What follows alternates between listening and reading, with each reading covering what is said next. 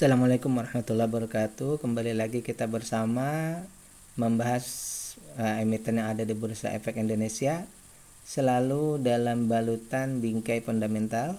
Dalam artian value investing, kita menganalisa berdasarkan laporan keuangan, data-data dari laporan keuangan yang masuk. Yang ini adalah tahun 2023 yang full year atau yang akhir. Sebelum kita melanjutkan pembahasan, saya ingin menyampaikan bahwa analisa ini adalah bahan pemikiran tambahan saja bagi Anda investor. Anda tetap harus melakukan analisa Anda sendiri sesuai dengan kriteria Anda. Apa yang saya sampaikan ini hanyalah sebuah bahan pertimbangan dalam artian sebagai untuk edukasi. Kemudian analisa fundamental yang kita bahas ini adalah untuk menentukan apakah kita bisa masuk atau menunggu lebih lama lagi untuk menyesuaikan dengan kriteria-kriteria kita. Baik, emiten yang kita bahas kali ini namanya adalah RALS atau Ramayana Lestari Sentosa Tbk. Kita cek dulu di online. Harga saat ini di 474. Ramayana Lestari Sentosa adalah sebuah perusahaan retail yang berkantor pusat di Jakarta. Perusahaan ini mengoperasikan 104 gerai departemen store dan 82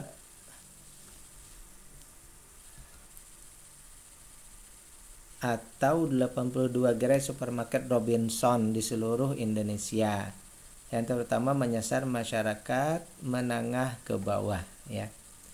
Pendirinya ini Paulus Tumewu ya, Tan Le Chuan. Oke. Kita lihat 474. Oke, kita cek lagi ke bawah. RALS bergerak di bidang apa? Department store, supermarket Ramayana dan Robinson Indonesia. Oh, berarti ada Robinson, ada Ramayana ya. Oke. Kita cek pemberitaannya dulu. Berita. RALS siapkan CapEx hingga 200 miliar tahun 2024. Berarti 2024 modal yang akan digunakan itu sekitar 200 miliar. Pengumuman Ramayana atau RALS buyback 1,5 juta saham. Tapi ini bulan Februari sudah ya. Kayak yang paling mendekati ini tadi adalah RALS akan siapkan modal untuk tahun 2024 sebesar 200 miliar ya. Oke. Ini logonya ya. Ini contoh-contoh outletnya ya.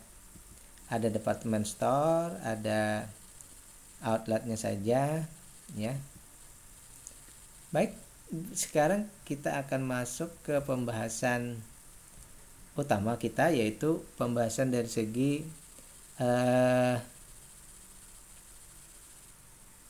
data-datanya ya. Tadi harganya 400 berapa tadi? Kok saya sering 474 ya. 474 ya. Sementara nilai bukunya, nilai perusahaan ini ya, setelah dihitung nilai bukunya itu Rp504 ya. Satu nilai perusahaannya itu kalau dibagi seluruh lembar saham maka nilainya adalah Rp504 ya. Oleh karena itu kalau kita bandingkan dengan harga yang ada di masyarakat, harga sekarang baru 94%-nya dari harga maksimalnya ya. Berarti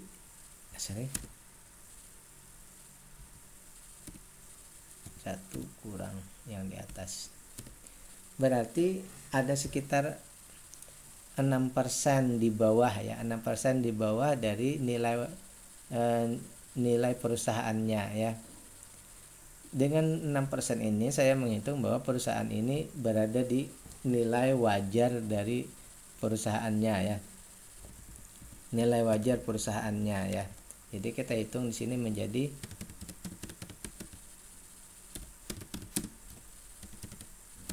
ya, perusahaan ini tumbuhnya wajar. Artinya memang saat ini memang perusahaan sedang berada pas di areanya ya, di area memang seperti itulah perusahaannya. Kemudian kita ingin melihat juga dari segi keuntungan perusahaan ini dalam setahun ya mendapatkan keuntungan Rp42 per lembar sahamnya ya. Dalam setahun keuntungannya itu Rp42 per lembar saham. Nah, kalau seperti itu berarti maksimal kita membeli saham ini nanti di harga 420. Maksimal kita membeli saham ini di harga 420 ya. Itu maksimal harga wajar ya. Lebih dari itu berarti sudah valuasinya mahal ya. Dibandingkan dengan harga sekarang ya, berarti harga sekarang ini sudah di atas ya, di atas dari harga wajarnya ya. Sudah 13% di atas dari harga wajarnya ya. Oleh karena itu kita menyimpulkan bahwa untuk valuasi perusahaan ini valuasinya mahal. Jadi di harga sekarang kalau kita membeli ya, kalau kita membeli di harga sekarang itu sudah termasuk mahal ya. Kita tidak dapat diskon, malah kita mendapatkannya di harga yang lebih mahal dari seharusnya. Misalnya gini, harganya 100.000, maka di saat ini kita berarti membelinya sudah 113.000 ya. Malah kita kelebihan dari yang seharusnya ya. Kemudian kita ingin mengecek pula dari segi keberpihakan kepada investor. Hebatnya perusahaan ini membagikan 2 tahun sebelumnya itu lebih dari 100% ya. 2 tahun sebelumnya membagikan dividen itu lebih dari 100%. Nah, saya berproyeksi bahwa dengan 2 tahun berturut-turut lebih, kemungkinan cadangan uangnya sudah tidak terlalu banyak lagi kalau menurut saya. Saya memproyeksikan bahwa maksimal ini maksimal 100%, artinya maksimal seluruh keuntungan itu dibagi kepada investor. Berarti Rp42 itu kemungkinan besar dibagi semua ya. Rp42-nya itu dibagikan semua ya. Kalau menurut perhitungan saya berarti ada sekitar 8,9% nanti yang dibagikan ke investor ya. Oleh karena itu saya berpendapat bahwa ini proyeksi ya. Nanti kita cek, kita mesti juga menunggu rapat umum pemegang saham apakah nanti memang seperti itu. Ini baru proyeksi ya, karena kita belum tahu, semuanya itu baru bisa ditentukan saat rapat umum pemegang saham terjadi dan diputuskan. Ini baru proyeksi. Kalau misalnya 1% tadi, bisa saja misalnya kalau dia 5%, kalau 5% misalnya nanti maka 4,4%. Tapi saya berpedoman satu dulu. Oleh karena itu dengan 8,9% saya menghitung bahwa dividen besar ya. Untuk saat ini dividennya besar ya. Valuasinya perusahaannya memang saat ini seperti itu nilai perusahaannya, tetapi harga sekarang lebih mahal, dividennya besar. Ini cukup menarik. Kemudian ternyata hutang berbunganya tidak ada. Perusahaan ini tidak punya hutang berbunga. Kemudian tanggungan-tanggungan kepada vendor itu ada 37%. Maka saya simpulkan bahwa perusahaan ini hutangnya aman ya. Hutangnya bisa dibayar dengan santai. Kenapa? Nah, karena itu kenapa tercermin dari dividennya besar ya. Dividennya besar ya. Karena hutangnya tidak banyak atau bahkan tidak ada ya. Jadi hutang berbunganya tidak ada. Jadi bisa dialokasikan untuk pembagian dividen yang besar, dan kemungkinan perusahaan tidak melihat adanya bisa untuk bertumbuh, jadi mereka lebih baik dibagikan semuanya kepada investor ya. Bagaimana dengan valuasi? Ya, sektor retail memang seperti itu, sering-sering biasanya valuasinya memang di atas ya. Kemudian saham yang beredar di masyarakat yang dijual ke masyarakat itu hanya 23%. Ya. Saham yang beredar di masyarakat itu hanya 23%, berarti kita simpulkan bahwa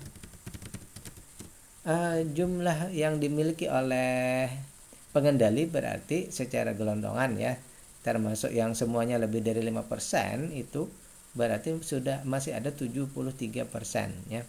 73% berarti pengendali bukan retail. Pengendali bukanlah mereka yang mempunyai saham di bawah 5% ya, tetapi mereka yang betul-betul mempunyai saham yang besar ya. Kemudian juga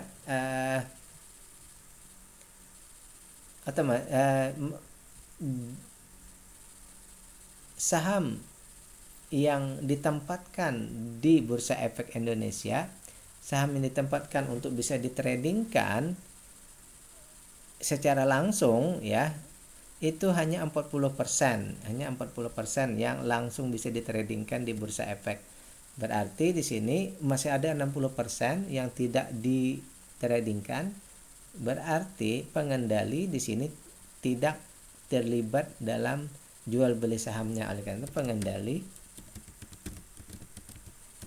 tidak trading.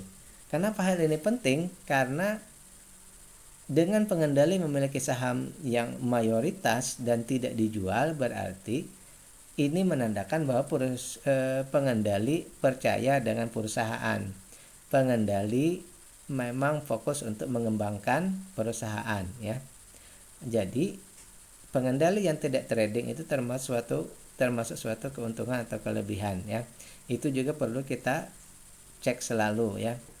Jadi sampai di sini saya melihat bahwa perusahaan ini dari segi ketahanannya itu sangat baik ya. Hanya mungkin valuasinya yang sedang kemahalan ya. Valuasinya ini kemahalan, sedangkan perusahaannya ini kokoh dan baik ya. Oleh karena itu saya menyimpulkan bahwa dari data yang kita dapat ini sebaiknya ya kita menunggu valuasi membaik. Kenapa saya katakan kita harus menunggu valuasi membaik? Sebab dengan valuasi mahal, meskipun ya kalau kita meskipun kita berinvestasi di sini perusahaannya bagus, dividennya besar ya. Kalau kita berfokus pada dividen besar bisa. Kenapa? Artinya tiap tahun kita mendapatkan dividen, tetapi di sini ada risiko. Risikonya apa? Harga turun menuju ke nilai wajar atau menuju ke nilai murah, maka akan terjadi penurunan harga yang besar. Tentu saja nanti minus yang besar. Meskipun dividennya kita dapatkan banyak, tetapi pada saat penurunan kita tidak berada pada momentum yang tepat saat untuk membeli di bawah ya. Dengan harga seperti ini, kalau saya menghitung bahwa kita sedang berada di harga di atas, dia bisa lebih turun lagi ya. Oleh karena itu saya menyimpulkan bahwa lebih baik kita menunggu dulu valuasinya membaik menuju ke wajar, atau bahkan kalau perlu, kalau saya sendiri lebih memfokuskan untuk menuju ke valuasinya murah, sehingga pembelian kita pertama dapat diskon, yang kedua kita dapat dividen. Kalau seperti ini kita hanya dapat dividen tapi kita tidak akan mendapatkan diskon, malah nanti kalau harganya turun itu akan menyulitkan kita ya. Baik, oleh karena itu yang terakhir seperti biasa, kita kalau memang ini kita jadikan watchlist, maka langkah selanjutnya adalah nanti mencek good corporate governance-nya, mengecek bagaimana perusahaan ini atau manajemennya ini apakah punya masalah atau tidak, baik secara hukum pidana atau perdata. Sekali lagi saya ingin menyampaikan di sini bahwa perusahaan ini bagus, perusahaan ini fundamentalnya baik, hanya valuasinya saja yang kemahalan. Kalau kita membeli sekarang dengan valuasi yang mahal, kemungkinan harga bisa turun lebih jauh. Meskipun kita punya dividen, tetapi tentu saja kita berusaha untuk masuk di harga yang jauh lebih murah. Oke, bila taufiq wal hidayah. Assalamualaikum warahmatullahi wabarakatuh.